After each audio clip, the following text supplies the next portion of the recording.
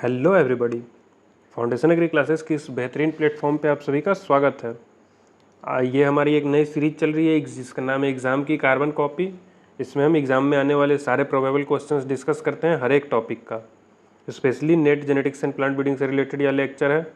तो ये हमारे लेक्चर का कौन सा पार्ट है? ये हमारा लेक्चर 4 है। इससे पहले हमने 3 लेक्चर ऑलरेडी देख लिया है। 3 टॉपिक्स यानी कि डिस्कस हो चुके हैं। पहला टॉपिक था मेंडेलियन इनहेरिटेंस, दूसरा था cell cycle, cell structure and division, तीसरा था अपना linkage, its detection and estimation, और चौथा टॉपिक जो कि आज हम डिस्कस कर रहे हैं लेक्चर 4 में वो है इपिस्टैसिस। तो इपिस्टैसिस से जो भी प्रोबेबल क्वेश्चंस है 30 क्वेश्चंस हम आज के लेक्चर में देखेंगे। तो आप अपना पेन पेपर लेके बैठ जाइए और साथ में आप भी क्वेश्चन को सॉल्व करेंगे। अगर आपका आंसर सही होता है पहले आप अपना आंसर लिखेंगे, फिर मेरा आंसर मैच करेंगे। अगर आपका आंसर सही होता है तो खुद को +3 मार्क्स देंगे, अगर आपका आंसर गलत होता है तो खुद को -1 मार्क्स देंगे और अपने आप को 0 मार्क्स देंगे अगर आपने उस क्वेश्चन को अटैम्प्ट ही नहीं किया। और इसके बेसिस पे जो आपका फाइनल मार्क्स बनेगा उसको आप कमेंट बॉक्स में मेंशन कर देंगे। सो स्टार्ट करते हैं अपना पहला question. Epistasis refers to the interaction where epistasis कौन सा इंटरेक्शन है? तो इपिस्टैसिस ऐसा इंटरेक्शन है जहाँ की एक जीन मास्क या मॉडिफाई करता है दूसरे जीन जो कि नॉन एलिलिक जीन है उसके इफेक्ट को। बिल्कुल क्लियर है और सिंपल क्वेश्चन है। और साथ में अगर आपको किसी भी क्वेश्चन का डिटेल में एक्सप्लेनेशन पढ़ना है तो वो भी इस स्लाइड में आपको मिलेगा। और यह स्लाइड आप डाउनलोड कहाँ से कर सकते हैं? आप हमारे टेलीग्राम चैनल से। टेलीग्राम चैनल से ये स्लाइड आपको मिल जाएगा। और टेलीग्राम चैनल पे आप कैसे ज्वाइन होंगे तो उसका लिंक इस वीडियो के डिस्क्रिप्शन में मिल जाएगा। आगे हम अपना क्वेश्चन नंबर 2 देखते हैं। Which phenotypic ratio is characteristic of recessive epistasis in dihybrid cross? जब डायहाइब्रिड क्रॉस में रिसेसिव इपिस्टैसिस होगा तो हमको फिनोटिपिक रेशियो क्या देखने को मिलेगा? 9:3:4। करेक्ट आंसर ऑप्शन डी है। The phenomenon where the presence of dominant allele at the second locus suppress the expression of another gene, यानी कि डोमिनेंट एलील ही अनदर जीन के एक्सप्रेशन को सप्रेस कर रहा है। तो इस फिनोमिनन को हम क्या बोलेंगे? इसको हम बोलते हैं डोमिनेंट इपिस्टैसिस। अगर रिसेसिव एलील सप्रेस करता है तो रिसेसिव इपिस्टैसिस। अगला क्वेश्चन हम देखते हैं। Which phenotypic ratio is expected from duplicate gene interaction with cumulative effect? जब duplicate gene interaction cumulative effect के साथ हो रहा है तो फिर क्या रेशियो हमको मिलता है? 15:1। जब क्यूमुलेटिव इफेक्ट होता है तो क्या रेशियो मिलता है? 15:1। अगला क्वेश्चन है हमारा, 1 मिनट, हाँ सही है। When two genes loci interact so that only homologous recessive at both the loci produce the third, then the ratio is? जब दो जीनेटिक लोसाई इंटरेक्ट इस तरह से करता है कि only homologous recessive at both the loci produce the third phenotype, तो क्या रेशियो अपने को मिलेगा? ऐसे कंडीशन में हमको मिलता है 9:7। ठीक है। अगला हम क्वेश्चन देखते हैं। In Labrador retrievers coat colour is govern by epistasis. Coat colour जो है इपिस्टैसिस से गवर्न हो रहा है, जहाँ की स्मॉली जीनोटाइप जो है उससे येलो कोट कलर बनता है और यह बी लोकस के जो एलील्स हैं उनको मास्क भी कर देता है। तो ऐसे कंडीशन को हम क्या बोलेंगे? रिसेसिव बोलेंगे। This is a recessive gene. वो क्लियर दिख रहा है आपको क्वेश्चन में ही। In dominant epistasis the F2 ratio must often observed is? Dominant epistasis में F2 रेशियो क्या मिलता है? डोमिनेंट इपिस्टैसिस में F2 रेशियो मिलता है 12:3:1 जब डोमिनेंट इपिस्टैसिस होगा। अगला क्वेश्चन हम देखते हैं कि F2 में अगर 13:3 रेशियो मिल रहा है तो ये क्या इंडिकेट करता है? किस तरह का इंटरेक्शन हो रहा है वहाँ पे? तो 13:3 जो है वो मतलब इंडिकेट करता है कि सप्रेसर जीन इंटरेक्शन हो रहा है वहाँ पे। उसका एक्सप्लेनेशन आप देख सकते हैं। Which best describes duplicate recessive epistasis? इनमें से कौन सा स्टेटमेंट डुप्लीकेट रिसेसिव इपिस्टैसिस को अच्छे से डिस्क्राइब कर रहा है? डुप्लीकेट रिसेसिव इपिस्टैसिस में 2 डोमिनेंट एलील नीडेड होता है तभी फिनोटाइप दिखेगा। अगर एक डोमिनेंट एलील होगा तो फिनोटाइप नहीं दिखेगा।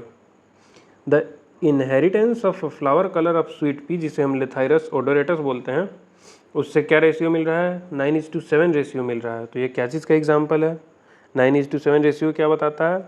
Complementary gene interaction. 9:7 ratio indicates complementary gene interaction. अगला हम बढ़ते हैं question number 11। In the case of dominant suppression epistasis, dominant suppression epistasis, which F2 phenotypic ratio is expected? Dominant suppression epistasis में F2 ratio क्या मिलेगा? 13:3। ये तो याद रखने वाला है। Epistasis differ from dominance because, epistasis dominance से कैसे अलग है?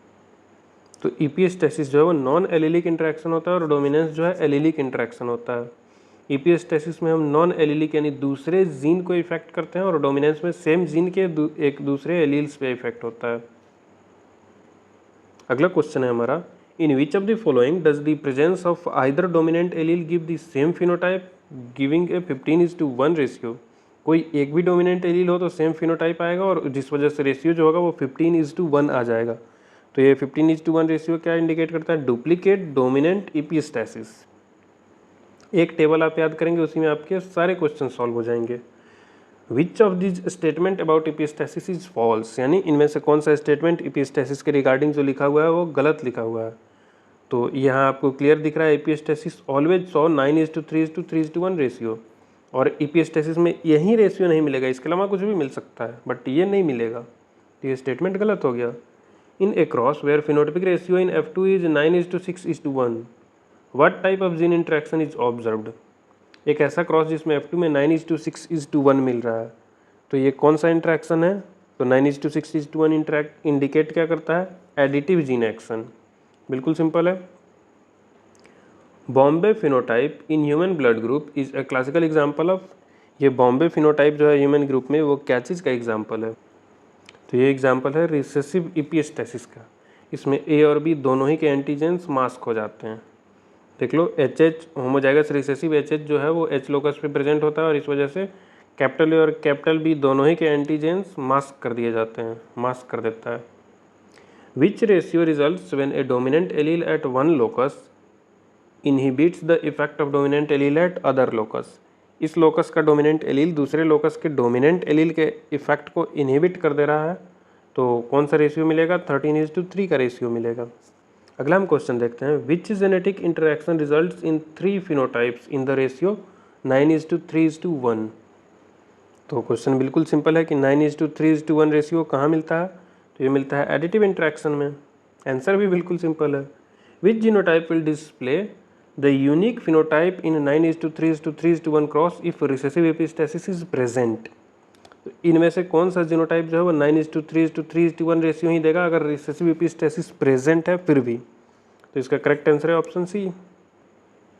अगला क्वेश्चन है, the effect of gene at one locus modified by another gene at different locus, इसको हम क्या बोलते हैं? तो पूरा टॉपिक यही है अपना, इसी को हम क्या बोलते हैं? इपिस्टेसिस बोलते हैं। अगला क्वेश्चन हम देखते हैं, which scientist introduced and coined the term epistasis? तो ये साइंटिस्ट पूछा जाता है नेट के एग्जाम में। तो इपिस्टेसिस टर्म किसने दिया था? बेटसन ने दिया था। आगे हम बढ़ते हैं, अगला क्वेश्चन देखते हैं, in maize kernel colour is controlled by interaction between two loci dominant at either, यानी कि purple, and double recessive colourless both dominant, तो रेड होगा। तो रेशियो क्या मिलेगा? इस कंडीशन में हमको मिलता है 9:6:1 का रेशियो। अगला क्वेश्चन हम देखते हैं, if two genes showing recessive epistasis are on different chromosomes, दो जीन्स जिसमें रिसेसिव इपिस्टेसिस प्रेजेंट है और दोनों डिफरेंट क्रोमोजोम पे हैं, what is expected with a test cross? तो टेस्ट क्रॉस जब परफॉर्म करेंगे तो वहाँ अपने को क्या देखने को मिलेगा? तो वहाँ हमको देखेंगे टेस्ट क्रॉस में तो इंडिपेंडेंट असॉर्टमेंट दिखता है, क्योंकि दोनों जीन्स काफ़ी दूर हैं। They assort independently but modifier phenotypic ratio appears due to their interaction, तो इपिस्टेसिस तो होगा बट इंडिपेंडेंट असॉर्टमेंट दिखेगा दोनों के बीच, क्योंकि दोनों दूर हैं, सिंपल सा बात है। Epistatic gene is always defined as, epistatic gene को हम किस तरह से डिफाइन करते हैं? ऐसा जीन जो मास्क करता है दूसरे जीन के इफेक्ट को, वही होता है इपिस्टैटिक जीन। अगला क्वेश्चन है, which one of the following is not an example of epistasis? इनमें से कौन सा इपिस्टेसिस का एग्जाम्पल नहीं है? Which of the following is not an example of epistasis? Bombay phenotype हमने देखा, फ्लावर कलर भी हमने देख लिया है, लेब्राडोर कोट कलर भी हम देख चुके हैं पीछे के क्वेश्चन में, इसको हमने नहीं देखा, तो ये इपिस्टेसिस का एग्जाम्पल नहीं है। अगला क्वेश्चन हम देखते हैं, विच इंटरेक्शन यील्ड्स ए 9:3:1 रेशियो?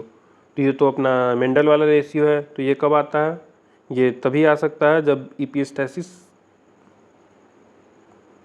नहीं हो, यानी कि नो इपिस्टेसिस। अगर आप ऑप्शन 1 को ध्यान से देखें तो तो ये क्या बोल रहा है, नो इपिस्टेसिस कहीं केस बता रहा है कि सिंपल डोमिनेंट और रिसेसिव एलील्स प्रेजेंट हो। तो इसका करेक्ट आंसर हो जाएगा बोथ ए एंड बी। अगला क्वेश्चन हम देखते हैं, in the context of epistasis a gene that is suppressed is termed as. हाँ, ये बड़ा इंपॉर्टेंट जीन क्वेश्चन है। वह जीन जो सप्रेस हो रहा है उसको क्या बोले हैं, हाइपोस्टैटिक, और वह जीन जो सप्रेस करता है उसको हम बोलते हैं इपिस्टैटिक। आगे बढ़ते हैं, हम अगला क्वेश्चन देखते हैं, when two unlinked genes interact and one gene product is essential for the others expression। तो ये डिफिनीशन ही है अपने आप में। when two unliked genes interact यानी इपिस्टेसिस का बात हो रहा है, one gene product is essential for the others expression यानी एक के जीन का प्रोडक्ट इसेंशियल है दूसरे जीन को एक्सप्रेस होने के लिए। तो इसको हम क्या बोलते हैं, कम्प्लीमेंट्री जीन एक्शन बोलते हैं। एक का होना ज़रूरी है तभी दूसरे को कम्प्लीमेंट कर पाएगा वो, और तभी दूसरा वाला रिएक्शन हो पाएगा। if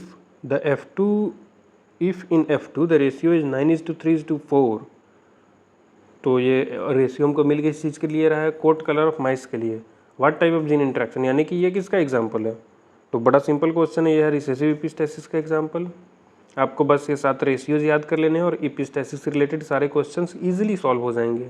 इन प्लांट जेनेटिक्स नहीं, ये रेशियो के साथ आपको एग्जाम्पल भी याद रखना है कि ये वाला इपिस्टेसिस का एग्जाम्पल क्या है। बस 2 ही चीज़ें याद रखनी है और ये epistasis topic complete. In plant genetics how does epistasis effect the interpretation of F2 phenotypic ratio. Plant genetics में इपिस्टेसिस कैसे अफेक्ट करता है, कैसे इंटरप्रिटेशन हो जाता है, कैसे चेंज हो जाता है F2 फिनोटिपिक रेशियो। तो ये करता क्या है, जीन कॉम्बिनेशन को अल्टर कर देता है, यानी कि न्यू रेशियोज अपीयर हो जाते हैं और इसी वजह से इपिस्टेसिस दिख जाता है। हो गया, 30 क्वेश्चन हमने डिस्कस कर लिए। इसी के साथ ये लेक्चर कंप्लीट होता है। तो आप हमें डिफरेंट सोशल मीडिया हैंडल्स जैसे इंस्टाग्राम, टेलीग्राम, व्हाट्सएप और यूट्यूब पे कनेक्ट कर सकते हैं। प्ले स्टोर पे भी हमारा ऐप आ गया है, तो उसको भी आप डाउनलोड कर सकते हैं। और इस वीडियो का आपको PDF चाहिए तो वो आपको टेलीग्राम चैनल पे मिल जाएगा और लिंक हमने इस वीडियो के डिस्क्रिप्शन में दे दिया है। So see you soon in the next lecture, till then keep learning and keep smiling, bye.